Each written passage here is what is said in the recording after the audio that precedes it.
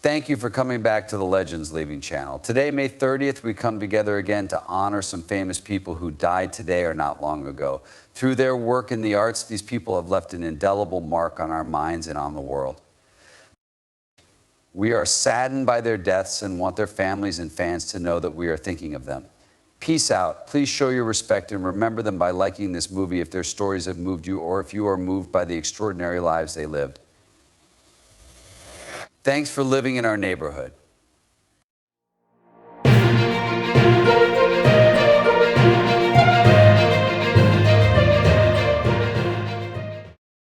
Anastasia Zavorotnyuk was a famous Russian actress and TV host. She was born on April 3, 1971 in Astrakhan. In the TV show My Fair Nanny, which ran from 2004 to 2009, Zavorotnyuk played a famous part. Her career included more than 30 movies and TV shows. Valentina Borisovna Zavorotnyuk, a people's artist of Russia, and Yuri Zavorotnyuk, a TV producer, encouraged her artistic interest from a very young age. Zavorotnyuk was determined to work in theater, so she joined the dance group Lotus and got better at what she did at the Moscow Art Theater. In 1991, her first movie came out. After finishing from the Moscow Art Theater School in 1993, she joined Oleg Tabakov's theater. She was in 29 shows over the next 10 years, showing how versatile and dedicated she was. My Fair Nanny, a Russian version of The Nanny, was her big break. A lot of people liked how she played the main character with a Ukrainian accent. She also became a well-liked host, taking over for Tina Kandelaki on Good Song in 2005 and coming in second place with Mikhail in the first season of 2 Stars.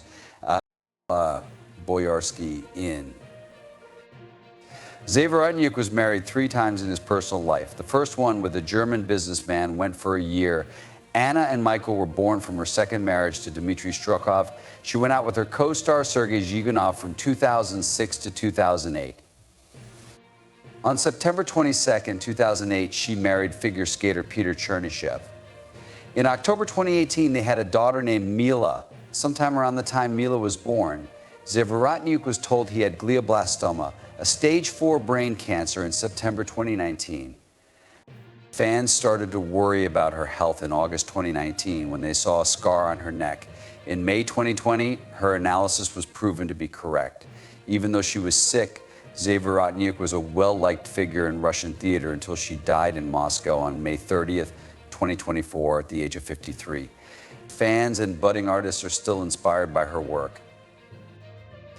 Elizabeth MacRae was an American actor who was born on February 22, 1936, and died on May 27, 2024. She was in many TV shows and 9 movies, mostly from 1958 to the late 1980s. Her most famous part was as Luann Poovey on Gomer Pyle USMC from 1964 to 1964 to 1969. MacRae was born in Columbia, South Carolina in 1936. He was the middle child of Dorothy Nay Hendon and James C. MacRae, an attorney from North Carolina who later became a judge on the Superior Court. The family moved to Fayetteville, North Carolina, where Elizabeth went to elementary school. Later, she went to Holton Arms School in Washington, D.C. After high school, MacRae tried to become an actor. In 1956, he went to Atlanta to try out for Otto Preminger's St. Joan.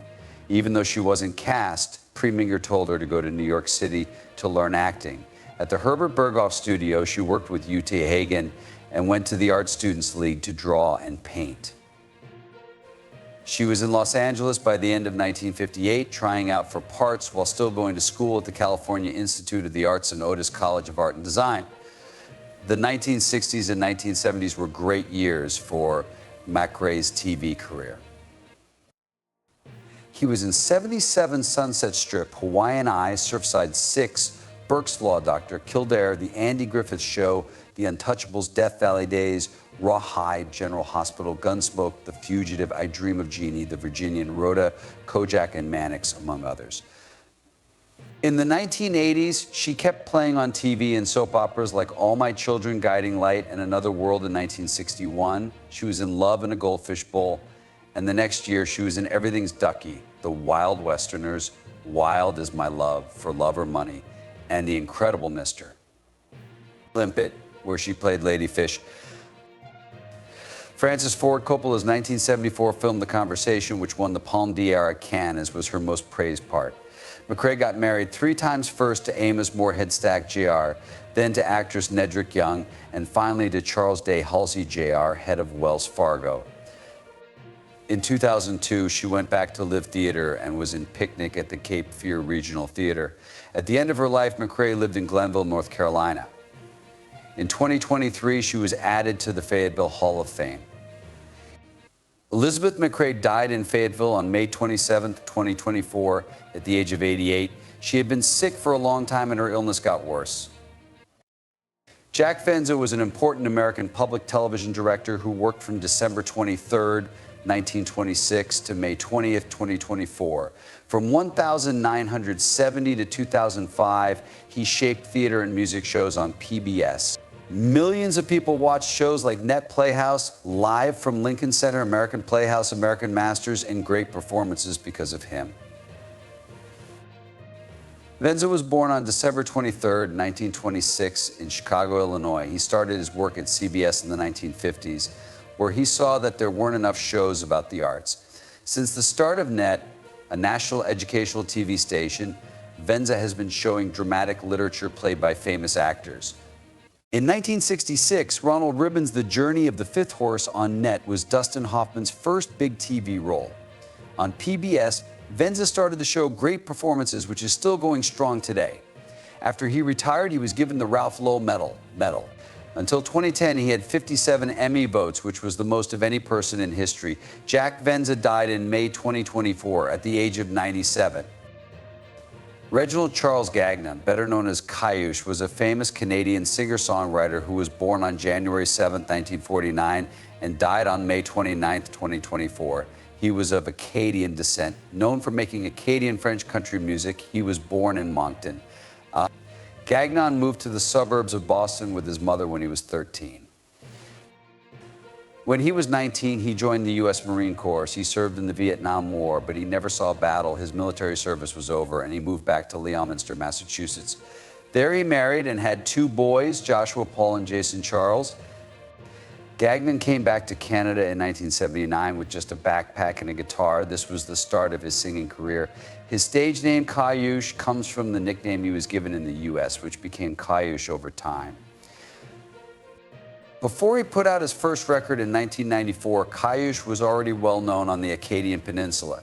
His first record, Unvio Hippie, was a huge hit, selling over 15,000 copies in a market that wasn't very big. Many people connected with his simple but approachable music and his slightly rough voice. People quickly became fans of his music and would sing along at his shows to songs like Ella Chain de mon tracteur export A and LL Cool au volant. People of all ages from Canada and Europe came together to see Cayouche perform and listen to his music. His festive performances brought people together and made them laugh, which made him very famous for a long time. Export ALL Cool au volant, Fume Fume, CSK Monicati, and LA Rien de Bingo are some of his most popular songs. He was one of only a few Acadian singers to have sold more than 100,000 albums, which shows how popular he was. In later years, Cayouche lived in Maisonette on the Acadian Peninsula.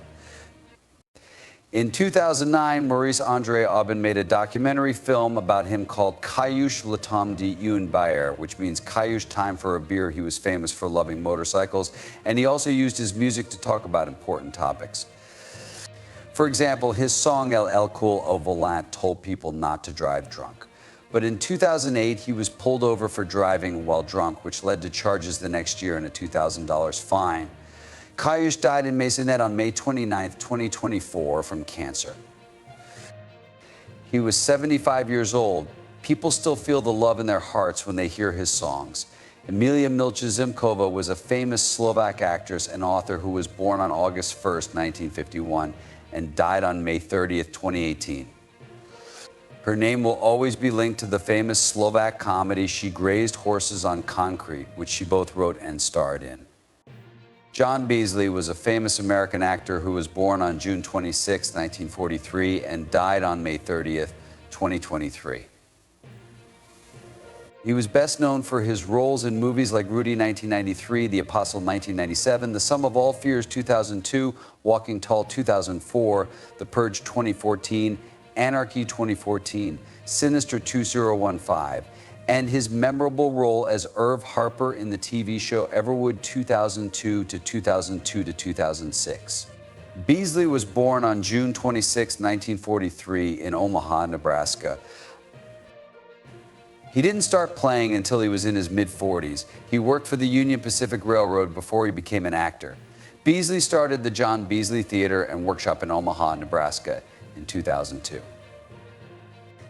His goal was to support live theater, especially plays written by or starring African Americans. This theater in South Omaha became an important cultural center, and Beasley worked there for almost 12 years. Beasley played a lot of famous characters in his work, such as General Lassiter in The Sum of All Fears and Reverend C. Charles Blackwell in The Apostle. In The Mighty Ducks 1992, he played the father of Jesse and Terry Hall. In 2004, he played the lead role in Walking Tall. He also had many minor roles on TV shows and was in a number of TV movies. His most well-known TV job was as Irv Harper on the WB show Everwood. He also played a part in the TV Land show The Soul Man, which ended in 2016. In the past, Beasley said that he would have had a great career even if he hadn't made it to Broadway. Before he died, he was married to Judy Beasley for almost 60 years. They had 6 grandkids and 2 sons. One interesting fact about him is that his grandson, Malik Beasley, plays professional basketball for the Milwaukee Bucks. John Beasley died in an Omaha hospital on May 30th. He was 79 years old and had been sick with liver cancer for a long time. His work in theater, TV, and movies, especially his efforts to promote African American works, is still remembered and admired. Zimkova was born on August 1st, 1951, in the village of Okruzhna, which is close to Prizov. She became interested in playing at a young age. She followed her dream by going to the Academy of Performing Arts in Bratislava and finishing in 1973. Zimkova worked as an independent artist her whole career, except for a short year at the theater in Trnava after she graduated. Under her stage name Milka Zimkova, she mostly did one-woman plays and became known for how captivating her solo acts were. She was a famous person in Slovak theater and film because of her unique style and commitment to her work. In the 1990s, Zimkova stopped playing and moved out of the public eye. In her later years, she became known for spreading conspiracy theories and pro-Russian stories about the Russian invasion of Ukraine. This was very different from the art she had been making in the past. On May 30th, Emilia Zimkova died in a hospital in Bratislava. She was 71 years old and had been sick for a long time. Andrei Zimka, her ex-husband and painter, and their daughter Melina Zimkova told everyone about her death. Even though she got into trouble later in life, Zimkova's impact in Slovak theater and film is still important, and her work continues to entertain and inspire people. He left behind a tradition of high-quality arts programming on American TV. Brian Wilson, one of the founders of the Beach Boys, is currently dealing with a serious brain disease that is a lot like dementia.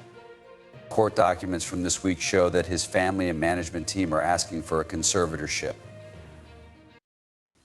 His mental health has been getting worse since the death of his wife, Melinda Ledbetter Wilson, last month. The 81-year-old Rock and Roll Hall of Fame singer is known for hits like Good Vibrations and God Only Knows. Wilson is not able to take care of his own needs, according to a doctor's statement made in Los Angeles Superior Court on February 14th. His family has officially asked that his longtime representatives, publicist Gene Sievers and manager Leanne Hard, be put in charge of making choices about his health and personal life. Wilson isn't able to take care of his own health, food, clothing, or housing, according to the filing. Wilson has had problems with his mental health in the past, including being abused by his father, Murray Wilson, and being severely dependent on drugs. Wilson put off his Pet Sounds and Greatest Hits live tour in 2019 because he felt unsafe mentally. He said, "For a while now, it's been pretty scary. I didn't feel like myself. The reason for it is unknown, but I know that being on the road right now is not good for me, so I'm going back to Los Angeles."